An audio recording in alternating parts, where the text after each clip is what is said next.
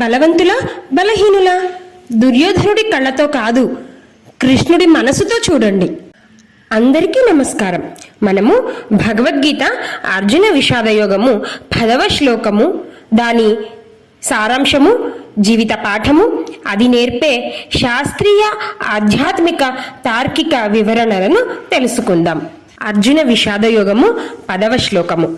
అపర్యాప్తం తదస్మాకం బలం భీష్మాభిరక్షితం, పర్యాప్తం త్విదమే తేషాం బలం భీమాభిరక్షితం. ఈ శ్లోకం యొక్క సారాంశం ఏంటంటే, దుర్యోధనుడు చెప్తున్నాడు, మన బలగం పెద్దది అయినా తగినంతగా కనిపించడం లేదు. ఎందుకంటే దాన్ని రక్షిస్తున్న భీష్ముడి మనసు ధర్మం వైపు లాగుతోంది. అందుకే మానసికమైన స్థైర్యం మనకు రావట్లేదు.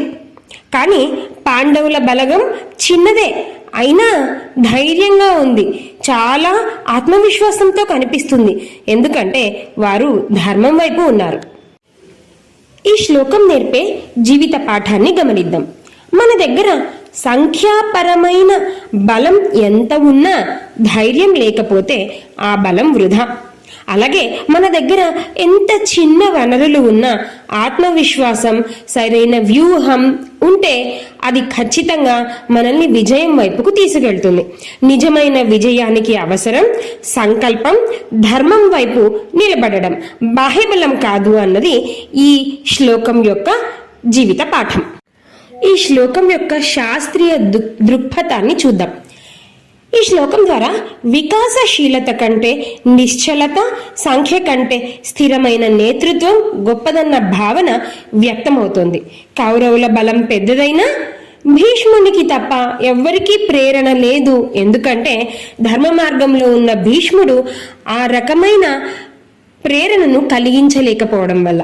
పాండవుల సైన్యం చిన్నదైనా భీముడితో సహా అందరూ ధర్మపరులే. అదే వారి అసలైన ఆధ్యాత్మికంగా చూస్తే బాహ్య బలం కన్నా ఆంతరింగిక ధైర్యం, మనోనిశ్చలం, మనోనిబ్బరం, ధర్మ నిశ్చయమే నిజమైన బలం. కౌరవులు ఎక్కువ మంది ఉన్నా వారిలో ధర్మం లేదు. పాండవులు తక్కువే అయినా శ్రీకృష్ణునితో పాటు వారి ధర్మబలం వారికి తోడుంది. ఇది మనకు చెబుతుంది, ధర్మవంతుల వైపు భగవంతుని అనుగ్రహం ఎల్లవేళలా ఉంటుందని. ఈ శ్లోకం గురించి తార్కికంగా ఆలోచించినప్పుడు ఈ శ్లోకంలో కౌరవులలో భయం కనబడుతుంది. సైన్యం పెద్దది అన్న ధైర్యం సరిగా ఉన్నా దాన్ని తగినంతగా కాకుండా అపర్యాప్తంగా అనిపించుకున్నాడు. అంటే మానసికమైన ధైర్యం లేదు. దుర్యోధనుడు మనకి ఈ విధంగా తెలియజేస్తున్నాడు, సంఖ్యాపరమైన బలం ఎంతున్నా మానసికమైన ధైర్యమే చాలా ముఖ్యమని. ఇది మనకి చక్కగా వర్తిస్తుంది. బాహ్య వనరులు ఎన్ని ఉన్నా ఆత్మవిశ్వాసం లేకపోతే విజయాన్ని పొందలేమని. ఈ శ్లోకాన్ని ఒక చిన్న కథ ద్వారా తెలుసుకుందాం. ఒక గ్రామంలో రాము అనే విద్యార్థి చదువుకోవాలన్న తపన, కానీ చదువుకోవడానికి పెద్దగా వనరులు లేవు, కోచింగ్ సెంటర్లు లేవు. పక్కన ఉన్న ఊరిలో పెద్ద కుటుంబం, కావలసినంత డబ్బు, వసతులు అన్నీ ఉన్నాయి. కానీ పరీక్షల్లో విజయం సాధించింది ఆ చిన్న గ్రామపు విద్యార్థి రామునే. ఎందుకంటే అతనిలో ఉన్న ఆత్మవిశ్వాసం, ధైర్యం, క్రమశిక్షణ, నిబద్ధత, నిశ్చలత, తపన అతన్ని గెలిపించాయి.